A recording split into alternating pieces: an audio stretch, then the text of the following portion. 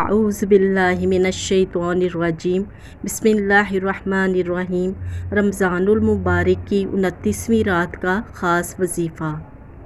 29ویں شب کو 3 مرتبہ سورہ واقعہ پڑھیں، یہ ترقی رزق کے لیے بہت افضل ہے۔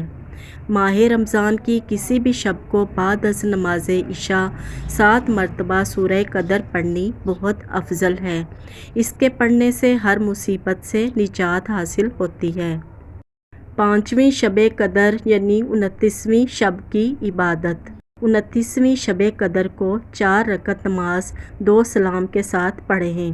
ہر رکعت میں بعد از سورہ فاتحہ سورہ القدر 1 بار اور سورہ اخلاص 3 مرتبہ پڑھیں۔ بعد از سلام سورہ الم نشرہ 11 مرتبہ پڑھنی ہے۔ 4 رکعت نماز 2 سلام کے ساتھ ہر رکعت میں سورہ فاتحہ کے بعد سورہ القدر 1 بار اور سورہ اخلاص 5 مرتبہ پڑھیں۔ بعد سلام درود شریف 25 مرتبہ پڑھیں۔ اللہم صلی علی سیدنا محمد النبی الامی وعلی آلہ واصحابہ وبارک وسلم۔ صدق اللہ العلی العظیم۔